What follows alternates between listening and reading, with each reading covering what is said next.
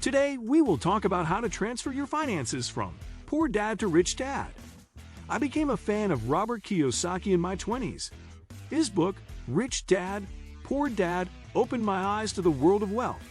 Early in life, I learned there are fundamental differences between how the rich think and act toward money compared to everyone else. I began to adopt those same thoughts and strategies and found them to be completely true. There were 4 crucial lessons from Rich Dad, Poor Dad that changed my financial life. 1.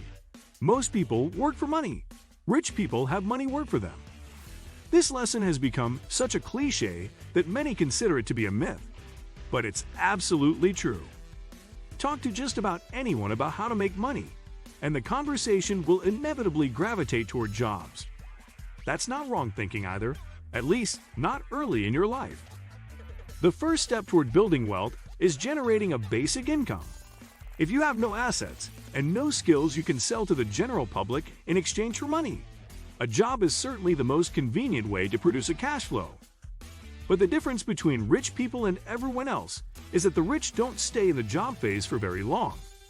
They realize early that to become rich, they need to become the people who hire others into jobs and not a job holder. By contrast, the rest of us typically spend our lives in the job phase, and we're trapped once they believe that a job is the only way to earn money. That locks you into working for money for the rest of your life. But the rich learn the virtue of becoming business owners early. And running a business is, more than anything else, about learning how to leverage resources and people to earn more money than you ever could by exchanging your own labor for a wage. For example, as a business owner, you can gravitate toward your talents, those skills and abilities you have that hold the greatest potential for you to earn big money.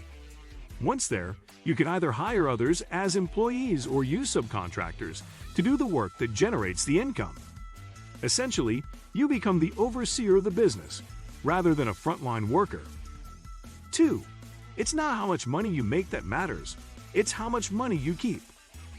One of the behaviors that most separates the rich, especially the self-made rich, from others is the emphasis on saving money.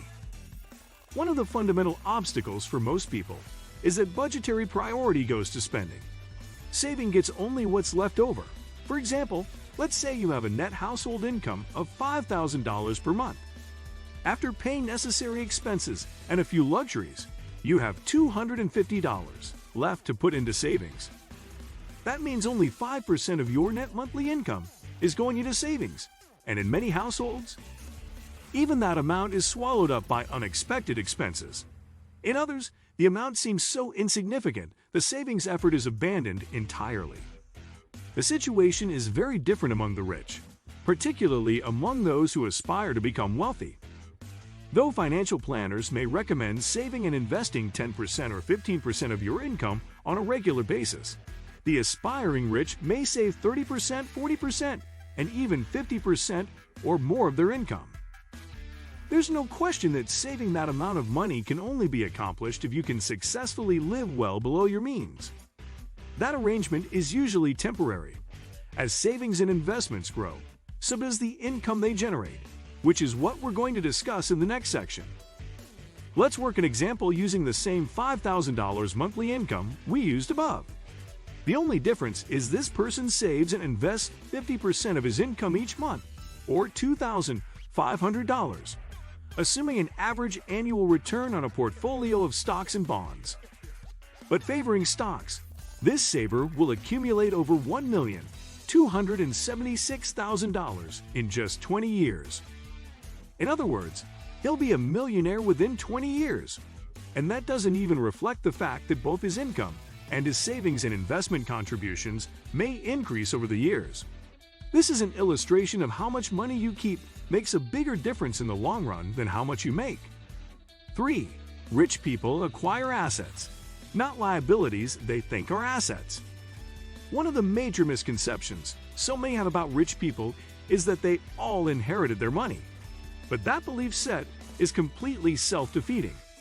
Look at anyone who is a self-made millionaire, and there's an outstanding chance he or she spent most of their life acquiring assets that generate income.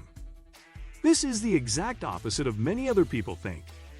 Embracing the consumer mindset of the media and advertising culture, they instead invest their money in personal possessions they believe to be assets. Probably the best example is the family home. Most people think of it as the biggest asset they have, and even devote a disproportionate percentage of their income both to acquiring and maintaining it. But even while a house can build value over time, it's not an income-generating asset. Quite the opposite. It costs you money to keep it. It's really not an investment until and unless you sell it. Take your cash and invest it in something that will produce income. Worse, the majority of middle-class homes are heavily financed. That may be understandable when the home was first purchased, but many people engage in equity stripping by taking home equity lines of credit and second mortgages when enough equity builds in the home.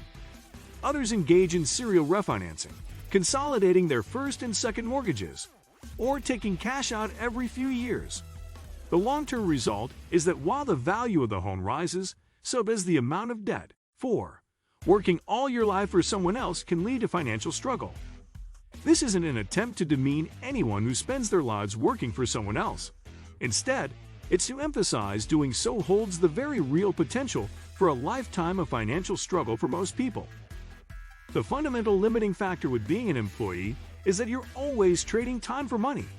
And since you only have so much time to give your employer, it creates an absolute limit to how much you can earn. But that's only the most obvious limit.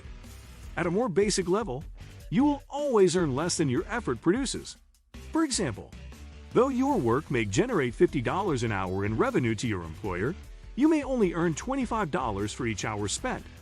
It must be that way because your employer cannot afford to keep you on the payroll without making a profit on your work. There are also limits to how much an employer will pay for any position, regardless of the quality of your work. For example, let's say you work at an occupation where the pay range is between $50,000 and $75,000. Even if you're exceeding the best expectations of the job, you'll probably never make more than $75,000. By contrast, if you made a decision to begin selling your skills either on a business-to-business basis or to the general public, you may find yourself easily earning $50 an hour. And as you grow in your skills and your capacity, that may gradually rise to $75 an hour, $100 an hour, and more. When you're self-employed, there is no ceiling on what you can earn. The more you can earn, the more you can save and invest to gain real wealth. What do you think of our video? Let me know in the comment section below. Before you go, please hit the like button and subscribe to my channel. Thanks for watching.